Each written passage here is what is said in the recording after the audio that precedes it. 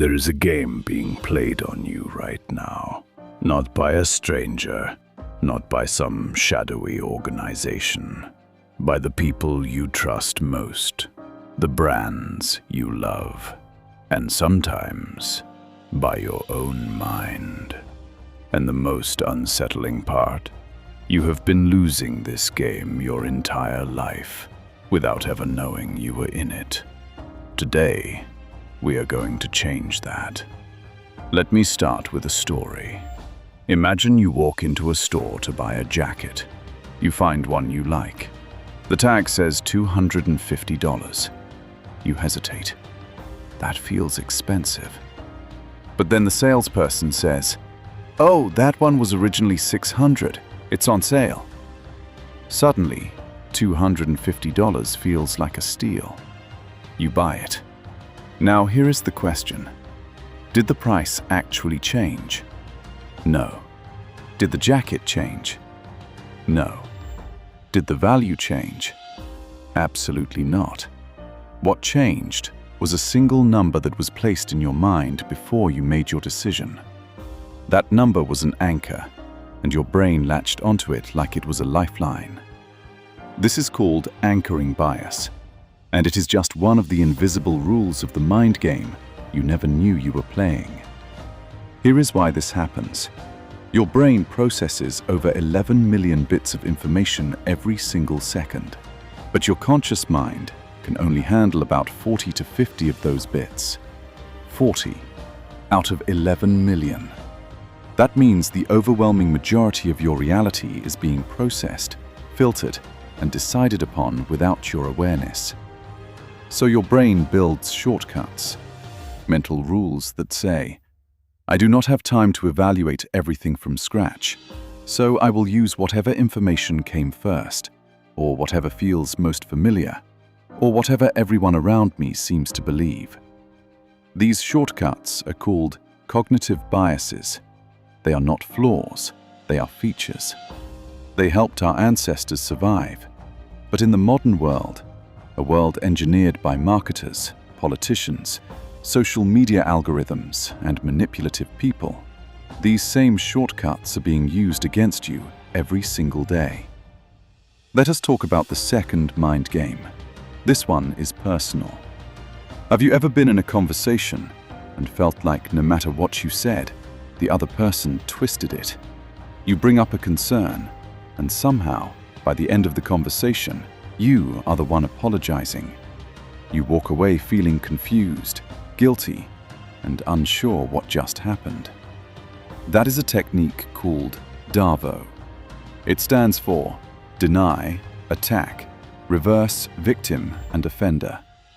Here is how it works. You confront someone about their behavior. Step 1. They deny it. "I never said that. That is not what happened." Step 2. They attack. "I cannot believe you would accuse me of something like that." Step 3. They flip the script entirely. "You are the one who always does this. I am the victim here." And just like that, the conversation is no longer about their behavior. It is about defending yourself. This is not an accident. Whether people do this consciously or unconsciously, it is a deeply effective way to shut down accountability and leave you doubting your own perception of reality. The defense? Name it. Even just knowing the pattern exists gives you power over it. When you feel a conversation suddenly shifting against you in an illogical way, pause. Ask yourself, did I just watch a denial, an attack, and a role reversal happen in under 60 seconds? If the answer is yes, you are not crazy. You are just seeing the move for what it is. Now let us go deeper, because the most powerful mind game is not played by other people.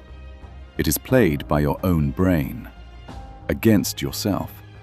It is called the confirmation bias, and it might be the most dangerous cognitive force in your life. Here is how it works. Your brain does not actually want truth. It wants to be right. Once you form a belief about a person, about yourself, about the world, Your brain starts unconsciously filtering reality to confirm that belief and dismiss everything that challenges it. Think about the last time you made a snap judgment about someone. Maybe you decided quickly that a new colleague was arrogant. From that moment on, everything they did, even neutral or positive things, got filtered through that lens. They speak confidently, arrogance. They stay quiet in a meeting. They think they are above it. They compliment your work, probably manipulative. The belief became a lens, and the lens became a prison. This is why smart people believe false things. This is why good people stay in bad situations. This is why entire societies can be manipulated through repeated messaging. Because once a belief is planted, the mind does not seek truth. It seeks confirmation. The antidote is deliberate disconfirmation. Every time you hold a strong belief, ask yourself one question. What would I have to see to believe the opposite? If you cannot answer that question, you are not thinking. You are just reinforcing a story you already decided to tell. Let us talk about social proof, because this one is running your life more than you realize. Humans are not solo creatures. We evolved in tribes. And in a tribe, doing what everyone else does is survival. Standing out is dangerous. Blending in is safe. So your brain developed a powerful instinct. When in doubt, look at what other people are doing and do that. This is why restaurants put most popular labels on menu items. It is why YouTube videos with more views get even more views. It is why you laugh louder at a joke when you are in a crowd than when you are alone. It is why cults work. It is why stock markets crash in panics. It is why fashion exists. None of these things are driven by independent evaluation. They are driven by the simple, ancient instinct that says, if everyone else is doing it, it must be right. The terrifying part? Knowing this does not make you immune. Study after study shows that people who are explicitly told about social proof are still influenced by it. The bias runs deeper than conscious awareness. So what do? You build the habit of asking, before you decide anything, am I choosing this because I actually want it, or because everyone around me seems to want it? That one question, asked consistently, will separate you from 90% of the crowd.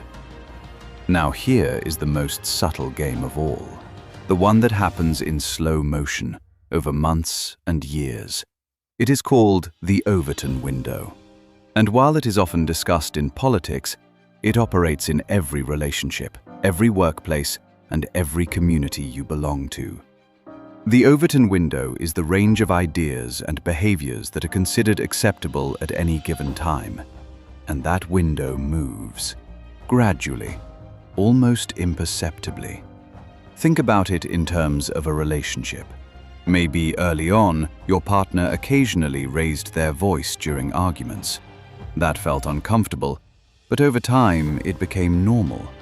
Then came dismissive comments. Then came public humiliation framed as jokes. Then came control disguised as concern. At each step, the behavior only moved slightly past what was already normalized, so each step felt manageable. The window shifted so slowly that you never felt it move. And one day you look back and realize you are somewhere you never would have agreed to go. But you got there, one small step at a time. This is not unique to toxic relationships. Every culture, every organization, every media ecosystem does this. Small shifts that feel tolerable in isolation, but are transformative in aggregate. The way you protect yourself is by anchoring to your original values, not to the current norm. Ask yourself regularly, if the me from 5 years ago could see how I am living, what I am accepting, what I am participating in, would they recognize this? Would they approve? That question is a compass. Use it. We are almost at the end, but I want to leave you with the most important idea of all. All of these mind games, the anchors, the reversals, the confirmation loops, the social proof, the shifting windows, they are only powerful in the dark. The moment you see them, they begin to lose their grip. Awareness is not a passive thing. It is not just interesting information you collect and forget. Awareness, practiced consistently, rewires how you move through the world. You start catching yourself mid-thought. You start noticing the architecture of conversations. You start asking who benefits when a particular idea feels obvious or inevitable. You start making choices that are actually yours. That is the real move. Not paranoia, not cynicism, but clarity. The game has always been happening. You just did not have the eyes to see it. Now you do. If this gave you a new way of seeing something, share it with someone who needs it. The best thing you can do for the people you care about is hand them a pair of glasses they did not know they needed. See you in the next one.